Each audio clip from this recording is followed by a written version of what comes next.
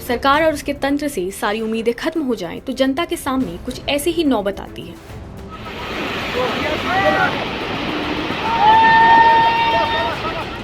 ये चमोली जिले के वाण गांव के लोग हैं। इनके इलाके में बीती 13 अगस्त की रात कुदरत का कहर कुछ इस कदर बरपा कि गांव के रास्ते, पैदल पुल समेत नदी किनारे के इलाके नदी के उफान में बह गए।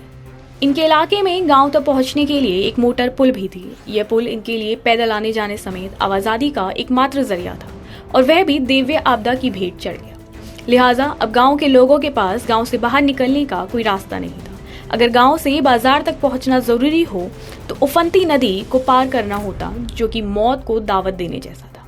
चमोली के वाण गांव के लोगों ने आपदा के बाद सरकार और उनके प्रतिनिधियों के सामने खूब माथा पीटा और पुल की मांग की, लेकिन इनकी अर्जी अभी तक फाइलों के ढेर में किस किनारे धूल खा रही होगी, यह खुद ये लोग भी नहीं जानते। इस बीच ही इनके गांव में एक गर्भवती महिला की अचानक तबीयत भी बिगड़ी, लेकिन गांव वालों के पास उसे अस्पताल ले जाने के लिए ना तो रास्ता था, ना ही नदी पर पुलिया।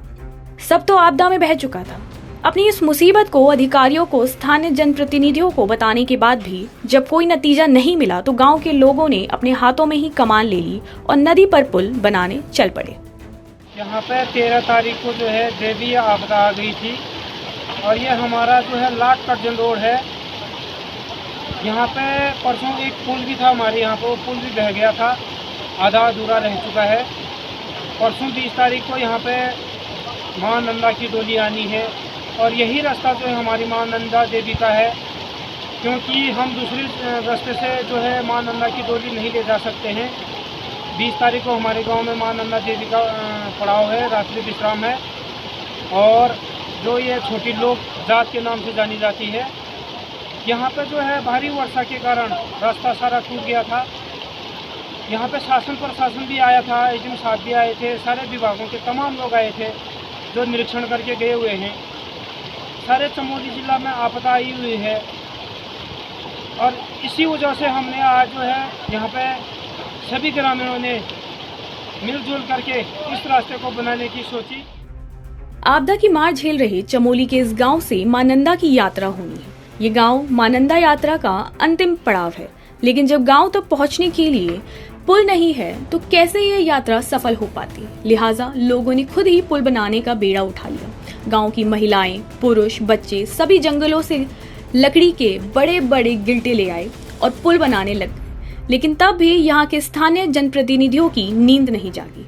आपदा के 17 दिन बाद भी ये कहते रहे कि पुल बनाया जाएगा, कब बनेगा उसकी कोई तारीख नहीं।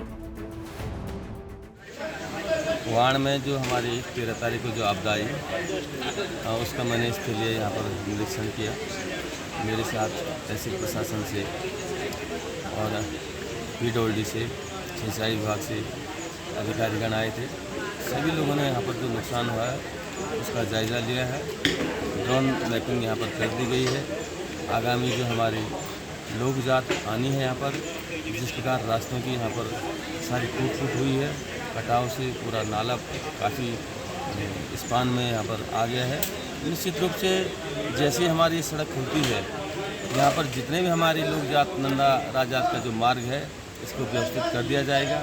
और मैं अपने गांव के लोगों को आश्वस्त करना चाहता हूँ कि जिस प्रकार की भी यहाँ नुकसान हुआ है, मैंने माननीय मुख्यमंत्री से आग्रह किया है, और माननीय मुख्यमंत्री जी ने भी मुझे आश्वस्त किया है कि जिस प्रकार की यहाँ पर निर्माण और पुनर्निर्माण और सुरक्षात्मक कार्यों के लिए धनराशि की जरूरत पड़ेगी, तो उसकी सारी पूर्ति की जाएगी। चमोली के वाण गांव जैसा हाल उत्तराखंड के कई गांवों में देखा गया है। हर साल बरसात में नदियां उफान पर रहती हैं, पुल बह जाते हैं, रास्ते टूट जाते हैं और उन्हें ठीक करने में सालों का समय लग जाता है।